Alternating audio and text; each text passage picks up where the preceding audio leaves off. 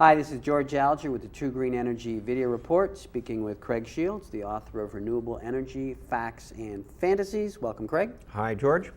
Craig is also the editor of TwoGreenEnergy.com, and he is a funding liaison, and by that you solicit funding from various sources for good business ideas. So we've done a number of segments on ideas that you like.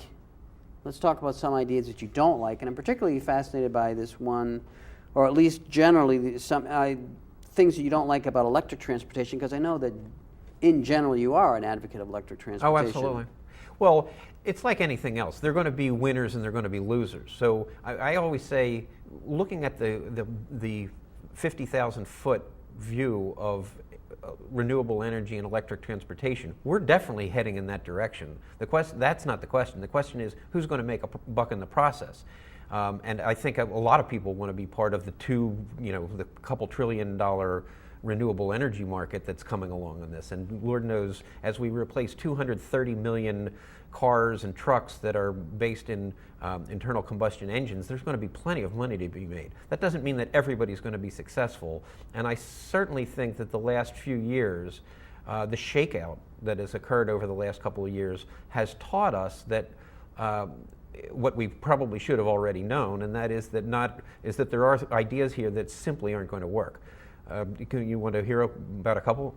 Yeah, or in general, why would you not like something that has to do with electric transportation so other people could avoid that? Well, okay, let me clarify that it's not that I don't like it. It's just that I don't think it's going to work as a business. So there are plenty of business ideas you can come across all day long that just, when you look at it, you go, that's not going to work.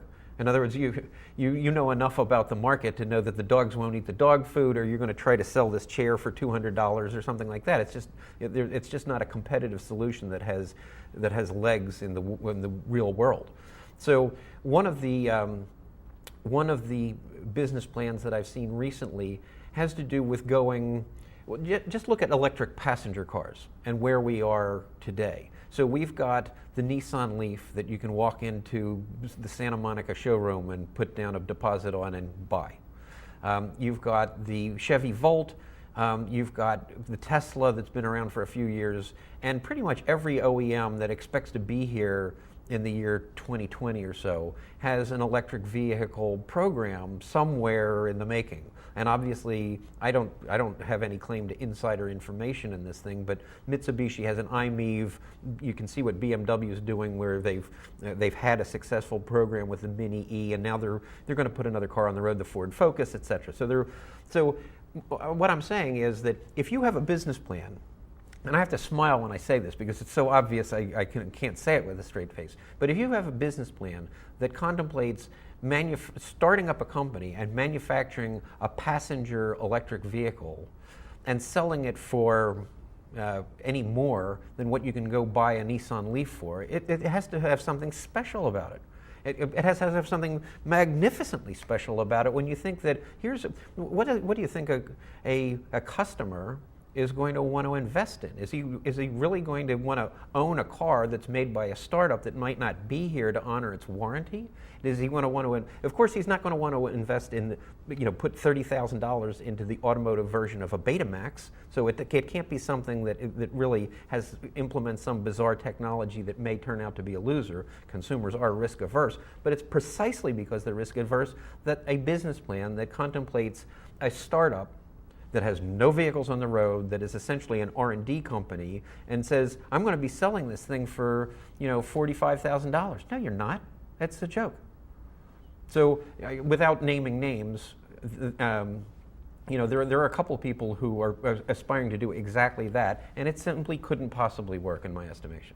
Okay, and an operative concept there is that it's not a magnificent alternative to what's already Precisely. out there. I mean, if it were, the reason the Tesla sells for $100 and change thousand is because it really is. First of all, it's the only game in town. If you wanted an electric vehicle 18 months ago, it's the only one you could buy. And it's like a little electric Ferrari. It goes 0 to 60 in 3.5 seconds or something like that. So and it's a cool looking thing, and there's no doubt about it that there is a small segment of the early adopter market that's going to want something like that, and that's precisely why it works. But There's also a small segment that can afford $109,000 for a car, so it doesn't contemplate having a major part of market share as we go through the process of replacing 200 and change million cars. Good. All right. Well, thank you, Craig. Okay, no problem. This is George Alger signing off for the 2 Green Energy Video Report.